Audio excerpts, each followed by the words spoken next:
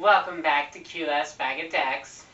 I'm QF, and today I'm revisiting a deck I built almost 10 years ago. This deck contains 0 creatures. It does require a Rule 0 commander, but I always have a backup commander because the commander isn't very important to the deck's strategy. Genju of the Realm. You heard that right. Genju of the Realm is a 5-color legendary aura that enchants lands. It reads, pay 2 colors, enchanted land becomes a legendary 8/12 spirit creature with trample until end of turn. It's still a land. When enchanted land is put into a graveyard, you may return Genju of the Realm from your graveyard to your hand. This deck's power comes from its lands. There are 53 of them and 0 creatures in the 99. So when bringing this deck to tables, I always have a Rule 0 discussion and let the table pick my commander. It's either going to be Genju or Child of Alara. Most people will pick Genju over Child because it's not fun. Now let's go over the mana base for this deck. We have all 10 of the Tridents from the Shards of Alara set and the Khans of Tarkir set.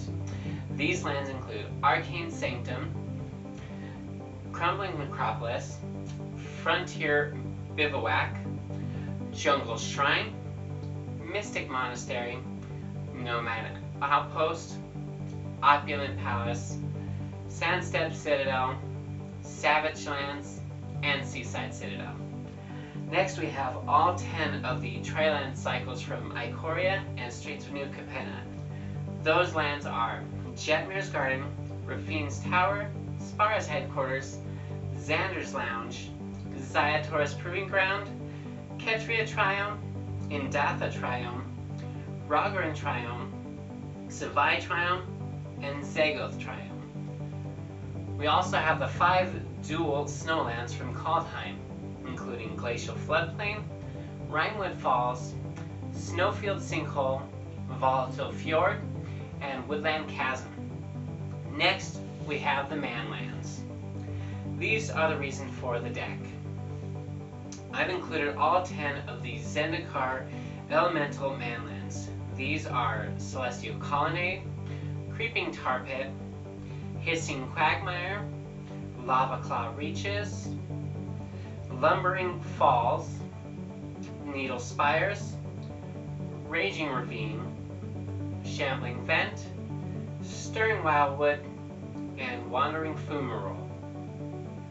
Up next is the utility lands. These include 1 extra manland called Crawling Barrens, and Arch of Varazka, Buried Ruin, Kessig Wolfrun, Labyrinth of Skophos, Maze of Ith, Mikokoro Center of the Sea, Mystifying Maze, A Single Wastes, Temple of the False God, Thespian Stage, Teleria West, Urza's Saga, and Vesula. Last of all, there are 4 other lands for extra color support, including City of Brass, Command Tower, Exotic Orchard, and Reflecting Pool. Up next is some cards that make lands better. We have Conduit of Worlds, Earth Surge, Life Gift, Sacred Ground, and Terra Eternal. Because we don't have any creatures in this deck, these 2 cards are complete all-stars, Aether Barrier and Vile Consumption.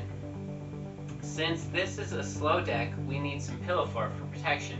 Ghostly Prison and Collective Restraint work nicely. Next we have mana ramp effects, Soul Ring, Arcane Signet, Chromatic Lantern, Lantern of Revealing, and Gilded Lotus. We also have Exploration, Farseek, Court of Bounty, Into the Wilds, Tempt with Discovery, and Mana Reflection. Next is card draw. We have Phyrexian Arena, Rhystic Study, Whirlwind of Thought, Jodas Codex, and Eureka Moment. Next are some cards to help us get the right lands at the right time. Crop Rotation, Expedition Map, Sylvan Scrying, and Realms Uncharted. Next are cards that help make the deck work. Amulet of Vigor, Sensei's Divining Top, Sterling Grove, Genesis Wave, Idyllic Tutor, Finding the Old Gods, Finest Hour, Invasion of Alara, Maelstrom Nexus, Tamiyo Completed Sage, Urban Evolution, Planner Portal, and Emergent Ultimatum.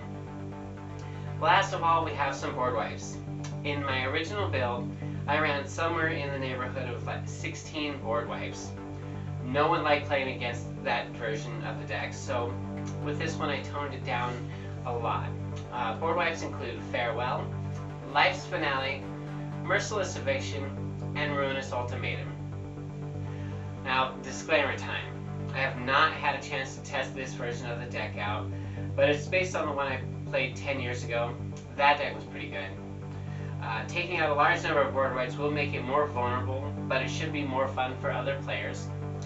Now, the strat for this deck is simple. Play lands, lands, lands, and lands. Then board wipe your opponents who decide you are a threat.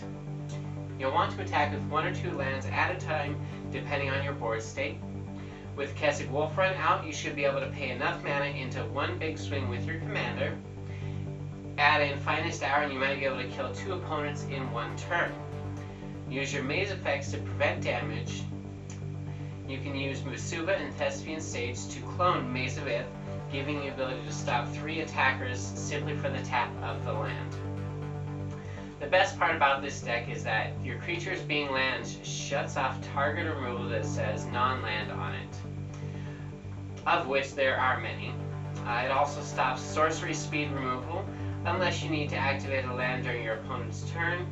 It also stops effects that make you sacrifice creatures since you don't have any until you activate them. Well, anyway, that's the deck. I'll post a link to the entire deck list in the description. Remember, if you like this deck build, to hit the like button and please subscribe to my channel for future content. Thanks again for watching Keyless Bag of Decks. Have a great day.